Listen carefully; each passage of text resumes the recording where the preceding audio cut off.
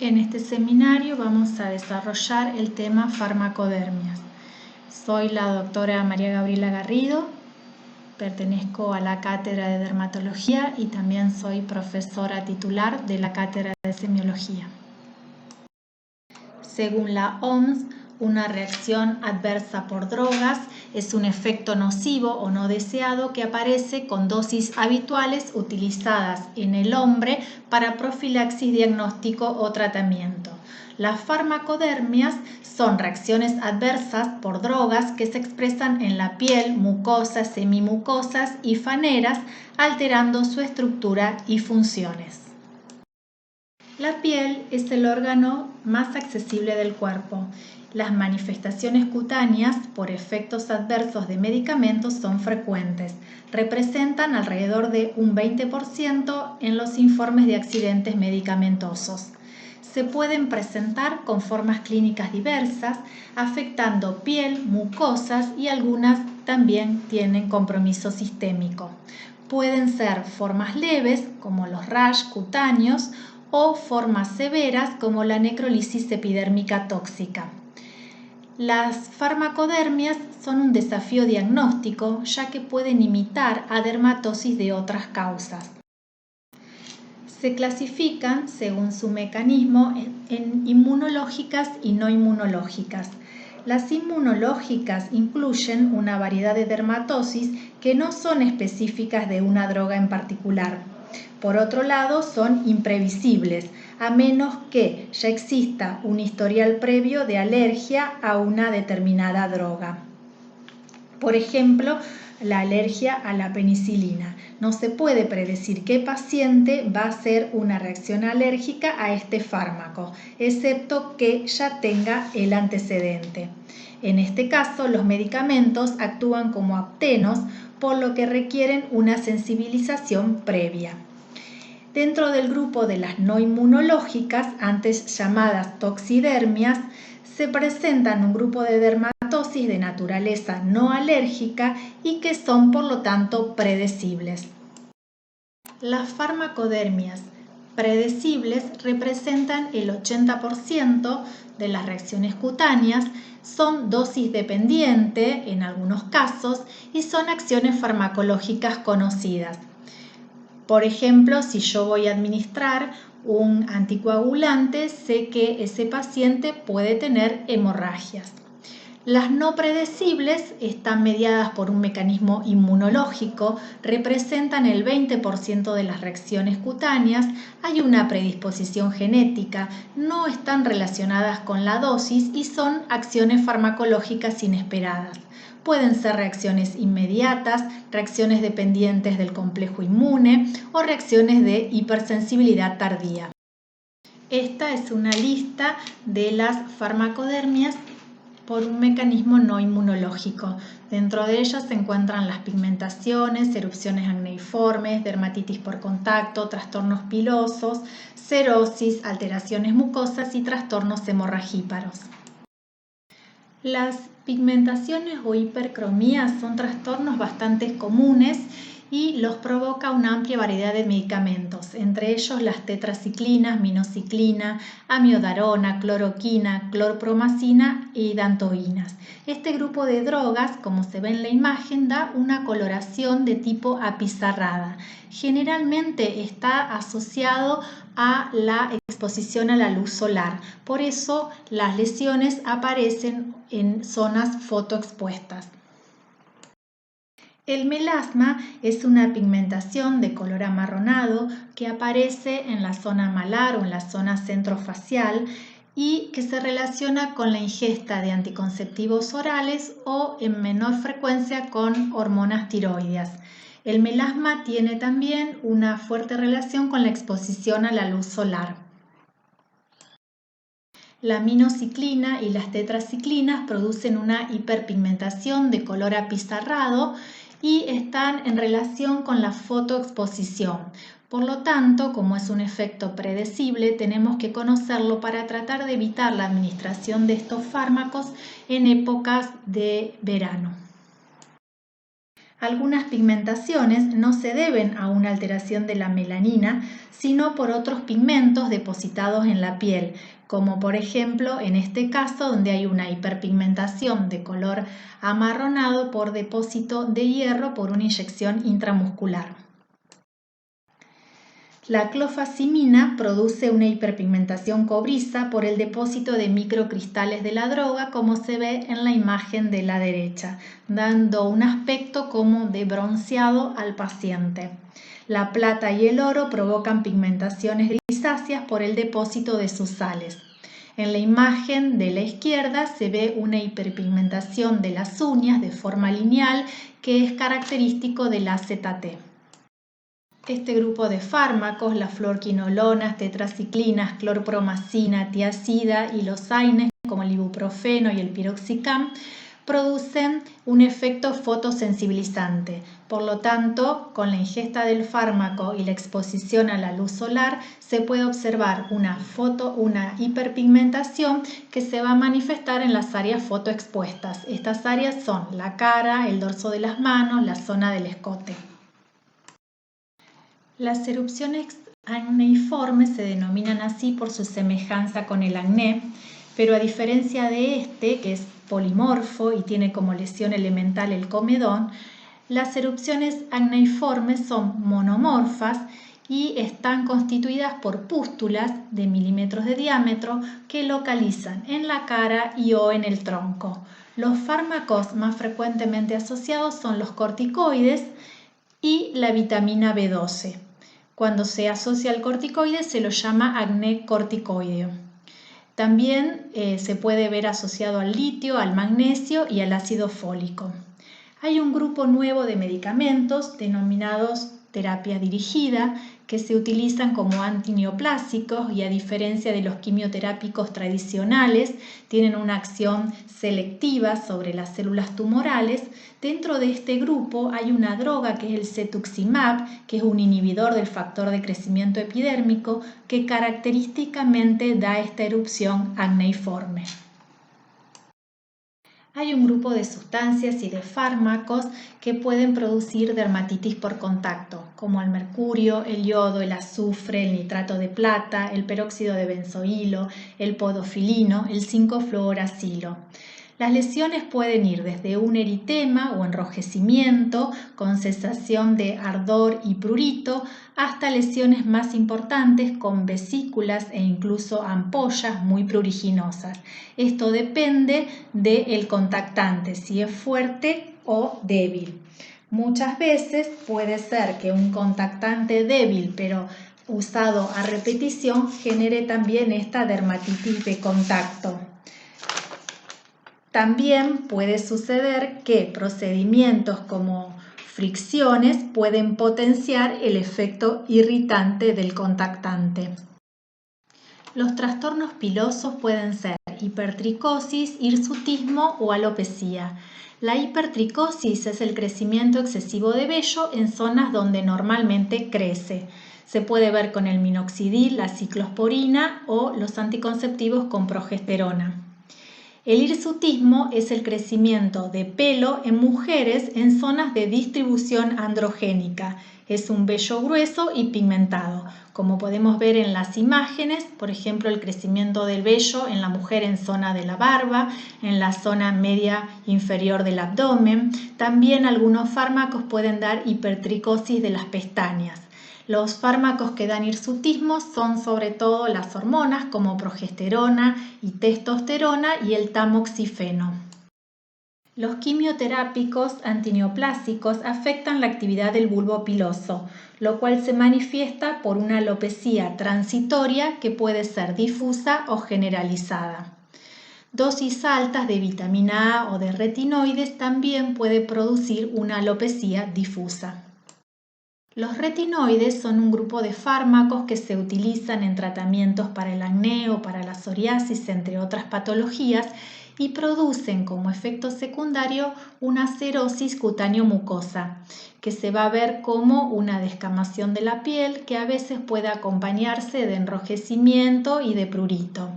Este efecto es predecible, por eso en general cuando indicamos un retinoide le damos al paciente como complemento una crema emoliente para tratar de disminuir este efecto secundario. La cloroquina, el AZT y la hidantoína pueden producir pigmentaciones en la mucosa oral. La hidantoína además puede dar hiperplasia gingival como se ve en la imagen. Los cumarínicos y la heparina son responsables de hemorragias cutáneas que se pueden presentar, como en este paciente, con equimosis espontánea o lesiones petequiales. Hay que diferenciar estas lesiones de las púrpuras medicamentosas, que en general se deben a un mecanismo inmune. Recordar entonces de diferenciar estos trastornos hemorragíparos por disminución de la coagulación con las púrpuras producidas por un mecanismo inmunológico que pueden deberse a una vasculitis. Un dato que nos ayuda es que en la vasculitis la púrpura es palpable. En todas estas farmacodermias que vimos que son predecibles, es importante conocer los efectos secundarios y advertírselos al paciente. Generalmente, cuando se suprime la droga, es suficiente para la remisión del cuadro. En algunos casos, como por ejemplo en las dermatitis de contacto, se pueden utilizar cremas con corticoides. En las erupciones acneiformes podemos utilizar algún antibiótico local como la eritromicina y los emolientes en los casos de la cerosis cutánea. Muchas reacciones cutáneas a medicamentos son expresiones inmunológicas de hipersensibilidad generada por fármacos cuyos metabolitos pueden comportarse como aptenos. Pueden ser de distintos tipos, de tipo 1 o IgE dependiente. En estas reacciones, el antígeno induce durante la fase subclínica de sensibilización la formación de anticuerpo IgE específico. La reacción puede ser inmediata, ocurriendo a los pocos minutos de la ingesta del fármaco. Puede haber broncoespasmo, angiedema, prurito o urticaria. Y las reacciones en fase latente suceden horas o días después. La aparición de una reacción inmediata o latente depende de que la IgE haya estado presente antes de la introducción del fármaco o se forme durante la exposición al mismo. La reacción tipo 2 o citotóxica, aquí en sujetos sensibilizados, los anticuerpos de tipo IgG e IgM se dirigen contra antígenos localizados en la superficie de la membrana celular y forman complejos inmunes que llevan a la activación del complemento y a la destrucción de la célula. Se puede observar como ejemplo la púrpura trombocitopénica producida por adrenalina y la anemia hemolítica por penicilina. La reacción de tipo 3 o por complejos inmunes es una reacción en la cual los anticuerpos de tipo IgG o IgM se unen con antígenos circulantes solubles y conducen a una reacción inflamatoria, por ejemplo en las urticarias, cuadros de anafilaxia y vasculitis. Por último, la reacción de tipo 4 o mediada por células es una reacción de hipersensibilidad retardada. Aquí no participan anticuerpos circulantes. Después de la sensibilización con el antígeno, la reacción inflamatoria no se produce hasta 12 o 40 horas después de la reexposición. Son ejemplos las erupciones fijas por drogas, los eczemas y los exantemas. Acá vemos la lista de las farmacodermias que están mediadas por un mecanismo inmunológico. La erupción fija por droga se manifiesta por máculas eritematosas, redondas u ovales, de bordes netos, únicas o múltiples, generalmente son únicas o pocas, y se presentan luego de la exposición a un fármaco. Como ustedes pueden ver en la imagen, las lesiones en un principio son eritematosas y cuando involucionan se tornan de un color amarronado. Cuando el paciente se vuelve a reexponer al fármaco, esta lesión se reactiva y vuelve a ponerse de color eritematoso. La localización característica es nalga, cuello y glande, pero también pueden localizar en el tronco. Algunos fármacos que pueden producirlos son las sulfas, las carbamazepinas y tener en cuenta los colorantes y conservantes de los alimentos, que es una causa relativamente frecuente de eritema fijo por droga. En la imagen que vemos 3 lesiones eritematosas redondeadas y el color eritematoso indica que está en actividad. Los exantemas urticarianos se caracterizan por la aparición súbita de ronchas o pápulas edematosas que muchas veces confluyen formando placas eritematopapulosa con borde geográfico, son muy pruriginosas y de carácter fugaz. Esto significa que las ronchas duran entre 2 y 3 horas y luego van cambiando de lugar. Acá vemos los fármacos que pueden producirla. Fíjense que generalmente son los mismos: analgésicos, antipiréticos, AINES, antibióticos. Dentro de los antibióticos, los que más figuran son las penicilinas, las sulfas, las cefalosporinas.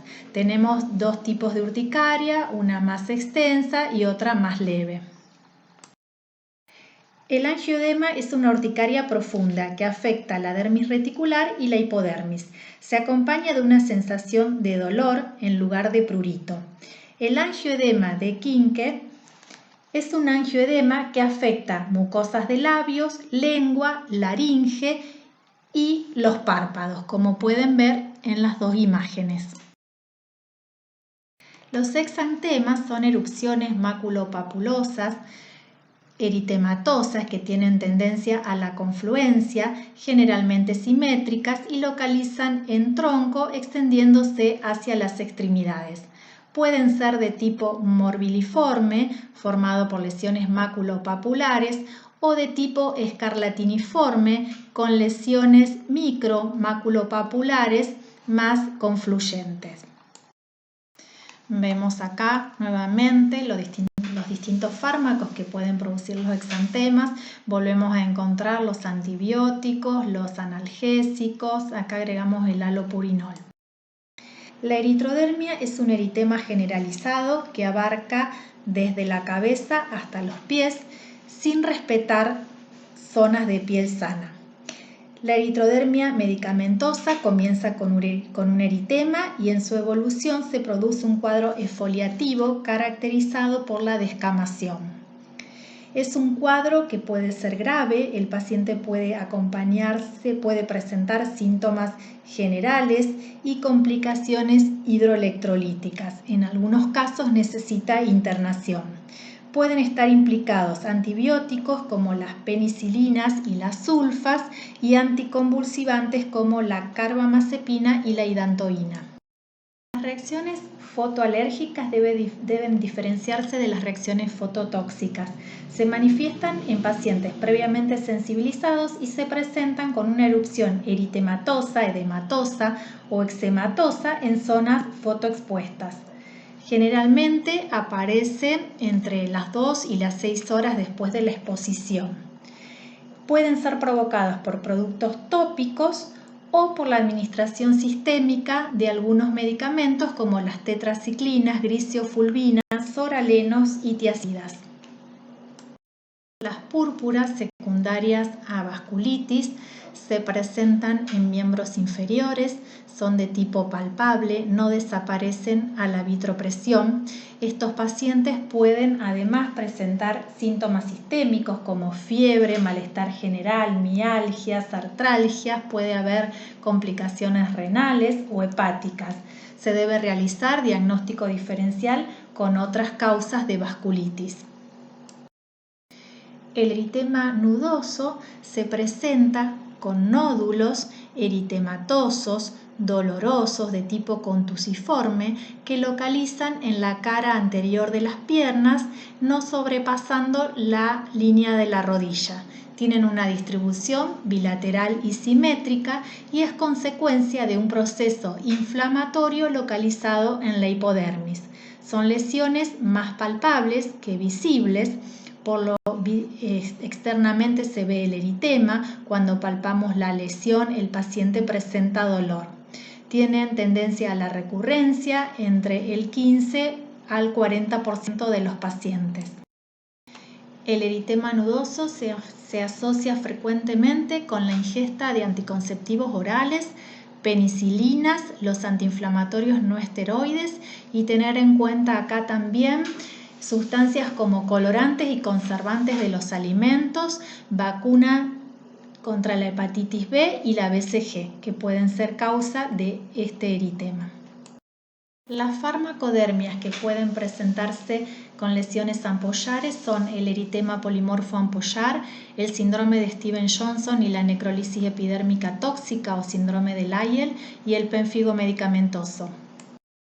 El eritema polimorfo, llamado hoy multiforme, es una reacción de hipersensibilidad caracterizada por una erupción cutánea aguda autolimitada que afecta piel y mucosa. Se caracteriza por presentar lesiones en forma de diana o escarapela que están constituidas por zonas concéntricas de diferente coloración. En el centro puede haber una pápula, una vesícula o una ampolla. Ustedes pueden ver acá en la imagen la lesión característica en diana o escarapela. El eritema multiforme puede estar desencadenado por infecciones, sobre todo el virus del herpes simple y el Mycoplasma pneumoniae, y también por ingestión de drogas. Las drogas que más frecuentemente se asocian son los anticonvulsivantes como el fenobarbital y la carbamazepina, los antiinflamatorios no esteroides y los antibióticos como las sulfas y las penicilinas. Su patogenia no es del todo conocida, pero se ha relacionado principalmente con una reacción de hipersensibilidad de tipo 4 mediada por células, en la que los linfocitos TCD4 y CD8 producen mediadores citotóxicos que resultan en la apoptosis del queratinocito. El eritema multiforme puede ser menor o mayor.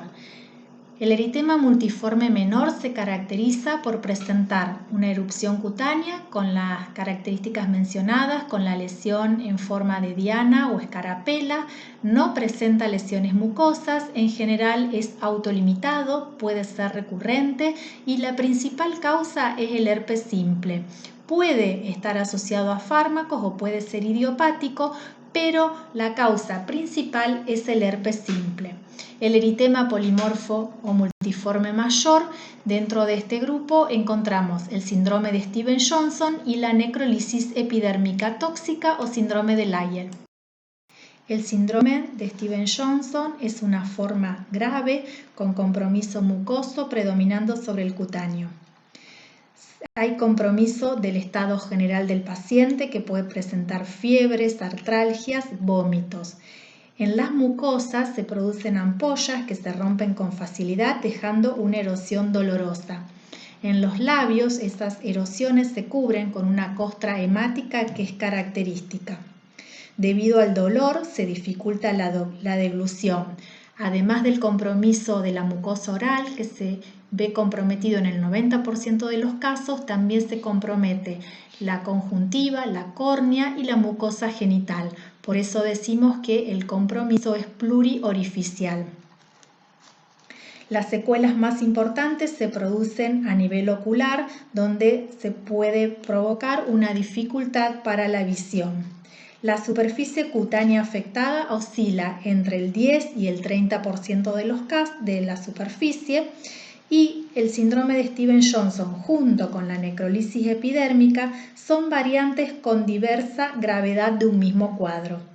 Hay antecedente de ingesta de fármacos en estos pacientes, sobre todo anticonvulsivantes, AINE y antibióticos como las penicilinas y las sulfas, pero además de la exposición a droga, puede estar implicada una etiología viral y suelen ser concurrentes otros factores de riesgo como la infección por HIV, las colagenopatías y el cáncer.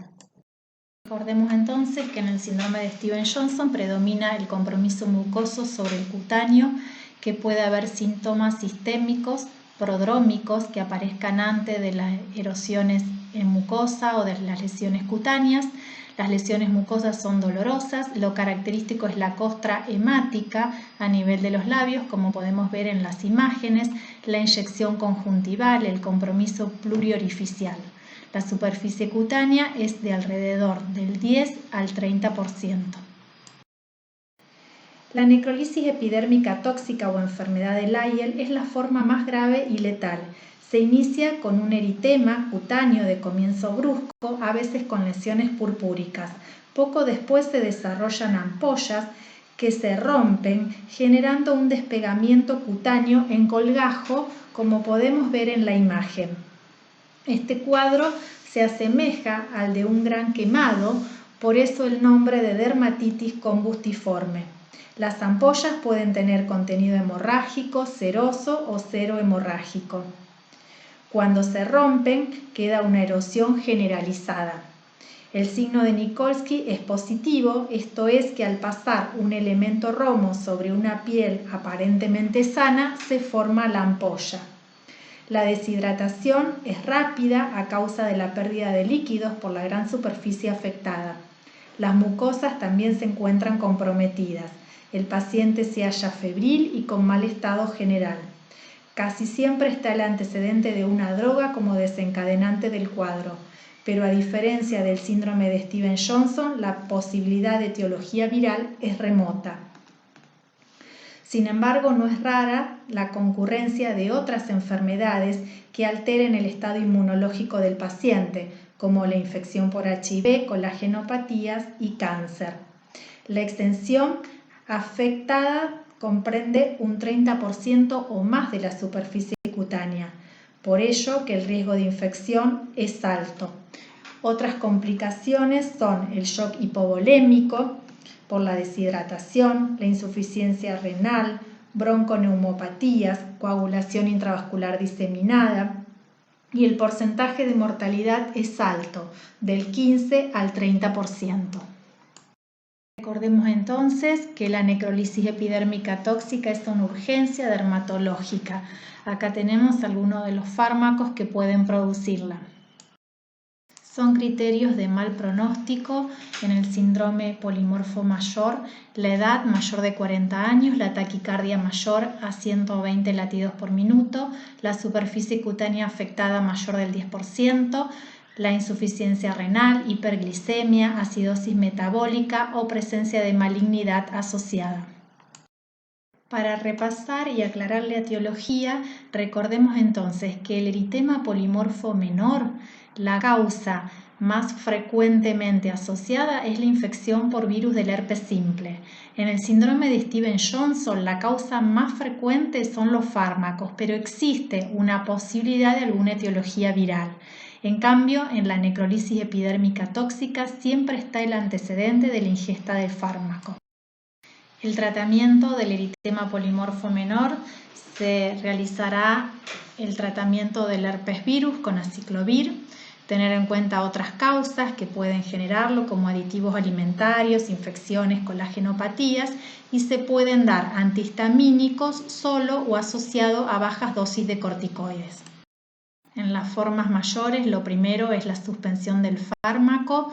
En muchos casos se requiere la internación con hidratación y reposición de electrolitos, dosis altas de corticoides y antibióticos según necesidad.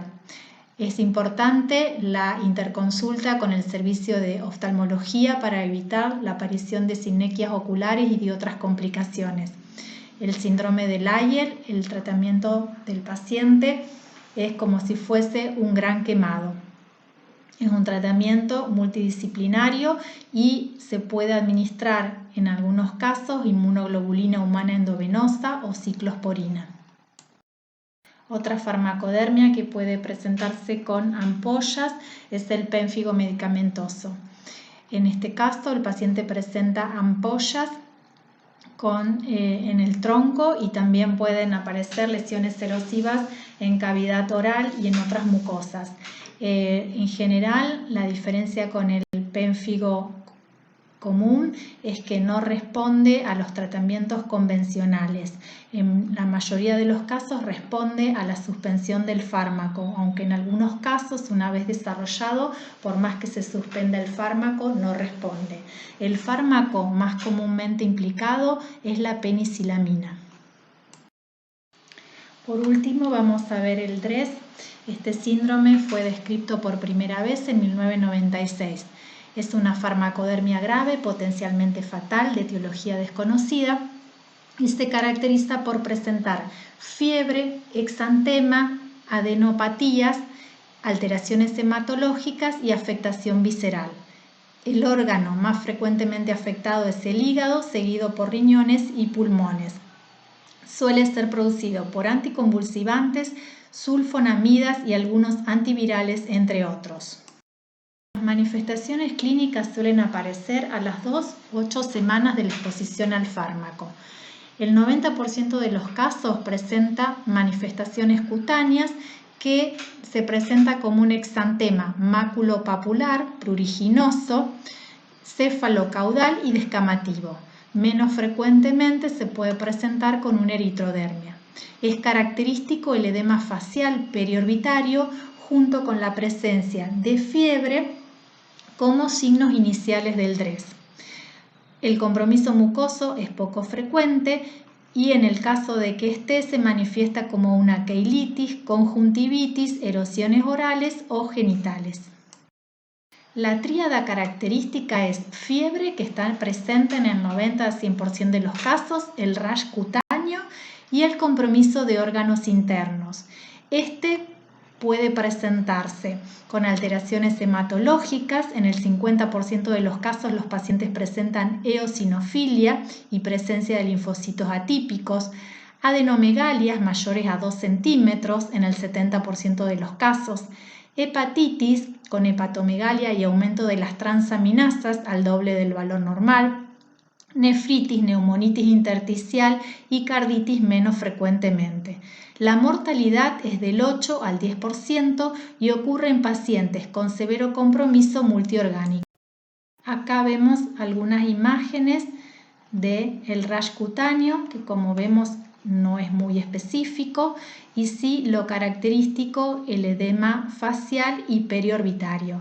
Este rash, para que pensemos en DRESS, tiene que estar asociado a fiebre, adenomegalias y alguna alteración sistémica como el compromiso hepático, renal, etc. En esta diapositiva vemos las drogas más frecuentemente implicadas, sobre todo los anticonvulsivantes, las sulfas y los AINES, y los criterios diagnósticos del síndrome. Para el diagnóstico de las farmacodermias es fundamental realizar un examen físico completo examinando piel, mucosas y faneras. La anamnesis completa y detallada tratando de identificar el fármaco u otra sustancia que haya consumido el paciente. La biopsia de piel no se realiza en todos los casos, salvo en algún caso puntual en que se considere necesario. No siempre es diagnóstica. La respuesta clínica a la eliminación del fármaco y en algunos casos se pueden realizar algunos test especiales. En el tratamiento, la primera medida que debe tomarse ante cualquier cuadro que se suponga de origen medicamentoso es la suspensión del fármaco supuestamente responsable. Hay que eliminar todos los medicamentos no indispensables e ir reincorporándolos de manera paulatina. Se pueden utilizar antihistamínicos como la hidroxicina, cetiricina, levocetiricina y desloratadina y corticoides sistémicos según la necesidad y severidad de la farmacodermia. Los corticoides sistémicos no siempre son de elección. Algunos tratamientos específicos, como vimos los de el eritema polimorfo menor y mayor, que ya fueron planteados.